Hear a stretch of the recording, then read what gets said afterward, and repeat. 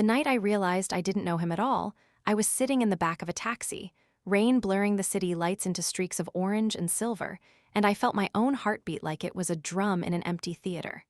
He had never really left, and yet, in that moment, he was nowhere I could reach. Before we move on, I need to be honest with you. My heart sank when I saw that 99% of you watch my videos but don't subscribe. It truly means the world when you do. It helps stories like this find the people who need them. So please, take a second to subscribe, and don't forget to tell me where you're watching from. I love seeing your locations. It reminds me that stories really do connect us, no matter where we are. If stories like this remind you how fragile love and trust can be, subscribe, because every untold truth deserves to be heard. The apartment was too quiet, the kind of quiet that presses against your chest until it feels like you're drowning in it. I remember sitting on the edge of our bed, my fingers clutching the thin comforter like it could hold me together. Outside, rain drummed against the window in an erratic rhythm, each drop echoing against the glass like a tiny alarm. I told myself he was late, that he was stuck in some endless traffic jam, that his phone had died. But even as I said it, I felt a hollow place opening in my stomach, a chasm I couldn't name. I remember the smell of the apartment, the lingering scent of his cologne mixed with the faint aroma of the pasta I had cooked hours ago, now cold. It should have felt familiar, safe, domestic even, but in that moment, every familiar corner seemed to mock me. The couch cushions sagged as if burdened with unspoken truths. The photographs on the walls smiled at me with frozen faces, and I hated them for not moving, for not warning me of what I already sensed. I tried to distract myself. I walked to the kitchen, poured a glass of wine, and let it swirl in my hand, red like molten regret. I told myself I would be calm, rational, that I would wait. But waiting felt like punishment, like standing in the middle of a storm while the world carried on around you untouched. I thought of the little ways he had changed, the late nights at work, the phone calls he took in the bathroom, the quiet sighs that seemed to escape him like small betrayals. I had brushed them off as stress, as fatigue, as harmless habits. And yet, here I was, counting hours, counting the quiet, counting the absence that filled the space between us. My phone vibrated. I jumped, a reflexive panic seizing me, but it wasn't him. Just a message from a friend, banal and unimportant, and yet I clung to it like a lifeline. I stared at the ceiling stared back at me, blank and indifferent. Time slowed. Minutes stretched into hours, the rain outside turning into a curtain I couldn't see through. And then came the first real pang of fear, sharp and uncompromising, slicing through the rationalizations I had been clinging to. What if he wasn't coming back? The thought was so absurd, so impossible, that I laughed nervously into the silence. But the laughter left a bitter taste in my mouth, like ashes. I tried to call him. His voicemail picked up, the mechanical voice repeating the same words, indifferent to my rising panic. My thumb hovered over the redial button over and over until my hand cramped. I imagined him somewhere else, somewhere I couldn't touch, doing things I wasn't meant to imagine. I hated myself for even thinking it, but a seed had been planted, small and poisonous, and I could feel it taking root. By the time the city outside had gone from the chaos of evening to the muted hum of midnight, I was packing. I felt the walls of the apartment close in, each corner whispering accusations, each shadow a silent witness to my fear. I thought of all the nights we had shared, all the promises we had whispered in the dark, and I realized how fragile they were. How easily they could be shattered by absence, by silence, by the smallest crack in the armor of trust. And then I heard it, a sound so subtle I could almost convince myself it wasn't real. A click, the faintest brush of movement in the hallway. My heart leapt, a frantic bird trapped in my chest. I ran to the door, pressing my ear against the wood. Silence. My breath came in shallow bursts. I told myself it was nothing, that the city played tricks with sound, that my imagination was unraveling. But even as I tried to soothe myself, the hollow feeling grew, spreading into every part of me like ink on wet paper. I sat back down on the bed, exhausted, trembling, and I realized I had been holding my breath the entire night. The clock ticked on the wall, relentless, indifferent, and I understood with a chilling clarity that the world would keep moving even if my heart broke in real time. I reached for my phone again, hopping, praying, needing him to call, to appear, to undo the night before it fully claimed me. But the screen remained blank. By morning, the rain had stopped, but nothing inside me felt dry. I touched the side of the bed where he should have been, and the emptiness pressed back like cold concrete. The apartment was full of ghosts, of laughter, of warmth, of promises, and yet it was empty of him. And I knew, deep down, that this night was the first step into a truth I hadn't been ready to face. That love could vanish without warning, and betrayal often came dressed as absence. I didn't cry immediately. Crying felt like admitting it, numbing it, giving life to a fear that had already taken root. Instead, I sat in the quiet, letting the weight of the night press into me, listening to the silence of a home that had always felt like mine but now seemed like a stranger's. I realized then that the worst part wasn't the absence, wasn't the waiting, wasn't even the creeping suspicion. The worst part was that I had let it slip this far, that I had allowed myself to believe in a normal I had never truly known. And somewhere in the back of my mind, I knew the real storm hadn't even begun. I found it by accident, a slip of fate disguised as a notification. My hand hovered over the screen for a heartbeat too long, and then curiosity, or maybe desperation, won. I shouldn't have looked, I knew that. And yet, there it was. A message thread that wasn't meant for me, words meant for someone else. Laughter and secrets exchanged in a digital world I was only allowed to glimpse in stolen fragments. The first line made my stomach twist. Just a name, casual, innocent-seeming, yet every letter carried an intimacy I hadn't been invited to share. My chest tightened. I scrolled down slowly as if moving faster would somehow make the truth hit more gently. But it didn't. It hit like a hammer. There were jokes I didn't understand, references I wasn't a part of, and compliments that felt like knives wrapped in silk. My vision blurred, not with tears at first, but with disbelief. I remember sinking to the floor, my back pressed against the cool wall, the phone heavy in my trembling hands. The world around me seemed to dim, the apartment shrinking into a cage of my own making. I replayed every conversation, every late night, every sigh, every shrug, trying to find the moment it had started, the moment when the person I thought I knew had begun a life I wasn't allowed to see. My heart hammered so loudly it felt like it might break through my ribs. And yet I kept scrolling, each word digging deeper, each laugh and confession a crack in the foundation I had built for us. The messages weren't explicit, not at first. They were small, subtle, easily dismissed if I wanted to believe in innocence. But context is a liar. The timestamps, the patterns, the way he spoke differently here than he did with me, all of it painted a picture I couldn't unsee. My fingers were clammy, my mind racing. How had I missed this? How had I convinced myself that little suspicions, the late nights, the small evasions were nothing? It wasn't nothing. It was everything. I put the phone down for a moment, pressed my hands to my face, and felt the raw ache of betrayal sink into my bones. The room smelled faintly of coffee I hadn't finished that morning, of the faint perfume he always wore, and it all mocked me with its normalcy. Normal was gone, obliterated by words typed on a screen that were never meant to meet my eyes. I picked up the phone again. The temptation to scroll, to dig further, was unbearable. I wanted to scream at him, to throw the phone, to vanish into the night, but something inside me kept me frozen. There was a sick, twisted need to know, to see the proof of a truth I had already begun to suspect.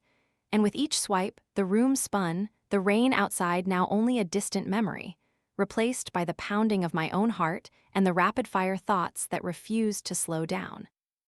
The more I read, the more I felt like I was unraveling. Every laugh, every shared joke, every intimate phrase etched into the screen was a mirror of moments we had shared, moments that now felt tainted, counterfeit, hollow. I realized then that betrayal isn't loud. It isn't always a scream in the night. Sometimes it's quiet, insidious, seeping into your life through pixels and syllables, through whispered words meant for another. I tried to call him, my hands shaking so badly I could barely press the buttons. His voicemail picked up immediately, calm and indifferent, as if he hadn't just been exposed on the screen in a world I was never meant to see. I pressed the phone to my chest, feeling the vibrations like a cruel echo. I wanted answers. I wanted confrontation. I wanted to understand the why, but even the question felt impossible to form. My voice caught somewhere between hope and despair. 2. I remember lying back on the floor, staring at the ceiling, the apartment spinning around me. I felt like I had been shoved into the deep end of a pool without warning, gasping for air that would never come. And the irony, the cruel, bitter irony, was that I had trusted him. I had loved him with every fiber of myself, and that love now felt like a weapon pointed at my own heart. Hours passed, though I can't say how many. Time ceased to exist in the same way it had that night when he didn't come home. I felt every second stretch endlessly, the messages replaying in my mind over and over, each one a dagger hidden in velvet. I hated him. I hated myself. I hated the part of me that wanted to forgive, the part that wanted to believe there was some explanation that could make this less painful. By dawn, my eyes were raw from staring, my heart ragged, and I realized the truth I had been avoiding. Love without honesty is nothing but illusion. And I was standing in the ruins of that illusion, facing the quiet, unbearable knowledge that the person I had trusted above all else had been living a secret life behind my back. I felt hollow, betrayed, and more alone than I had ever imagined possible, yet also, strangely, awakened to a reality I could no longer ignore. I didn't speak to him that morning. I didn't confront, didn't scream, didn't cry. I just sat there, the phone burning against my palm, staring at the faint glow of the city outside. And in that silence, I understood one thing with terrifying clarity. The rest of this story, all the heartbreak, the choices, the consequences, had only just begun. When I finally saw him that night, it was like the air had thickened around me. Every step I took toward him felt as if I were wading through water, heavy and slow, my chest constricted by the weight of everything I had discovered. He didn't look guilty at first. That was the worst part, the calm in his eyes, the easy smile he wore as though nothing had shifted between us. I wanted to scream. I wanted to vanish. I wanted to pull him into the storm of my anger and shake him until he confessed. But I couldn't move. My limbs betrayed me, frozen by the truth that had been lurking in shadows for weeks. I remember standing in the doorway, hands trembling, the apartment around us suddenly alive with every little sound I had ignored before. The creak of the floorboard, the faint hum of the refrigerator, the soft ticking of the wall clock, it all felt amplified, accusatory, as though the house itself had become a witness to my unraveling. He looked at me, and I saw something flicker in his eyes. Not regret, not fear. Just a flicker, a hesitation, a shadow of recognition that I had caught him, that the illusion had been stripped away. Words refused to come at first. I opened my mouth and nothing emerged. I wanted to ask why, to demand every reason, every excuse, every lie turned into confession. But my voice was small, fragile, tremulous, like it had been shattered into pieces I couldn't find. So I just stood there, letting the silence stretch between us, letting him feel it, the full measure of what he had done. Finally, the first words came out, not mine, but his. And then nothing. Just a sigh, like air escaping a balloon that had been holding all the tension for far too long.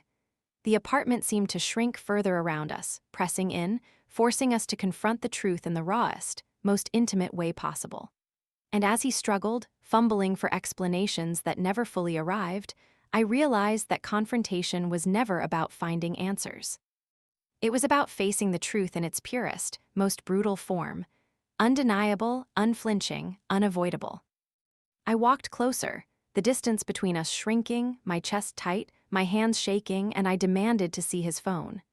He hesitated, a brief flash of something like panic crossing his features, and then handed it to me, as though surrendering a piece of himself would somehow make this less real. My fingers brushed his for a moment, and the contact made my skin crawl. I wanted to recoil and stay, to push and pull all at once. And there, illuminated by the soft glow of the screen, were the conversations I had seen before, now undeniable proof pressed into my hands. His eyes met mine again, and this time the mask slipped. There was guilt there, yes, but also fear not of the consequences, but of losing me. That terrified me more than anything.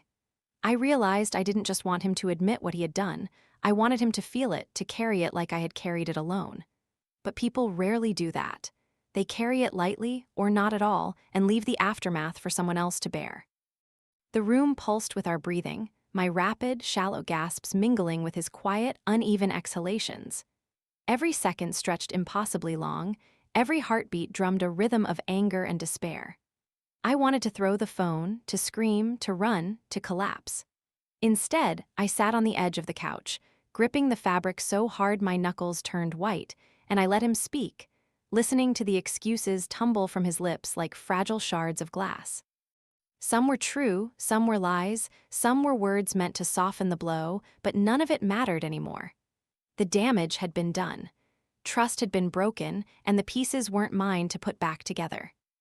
I thought about all the small betrayals, the quiet omissions, the tiny deceptions I had dismissed as inconsequential. They had been stepping stones leading to this night, and I had walked that path willingly, unknowingly complicit in the illusion. And now, the weight of it all pressed down on me like a storm I couldn't escape, rain battering against the windows of my own heart. At one point, he reached for my hand, and I pulled back so hard it hurt my own skin. "Don't," I said. The word was short, sharp, and final. It carried everything. The hurt, the anger, the exhaustion of loving someone who had been living a life I wasn't allowed to touch. His face fell, a mixture of regret and disbelief, and I realized that he had expected me to forgive, to understand, to bend, to carry him through this. But I wouldn't. Not tonight.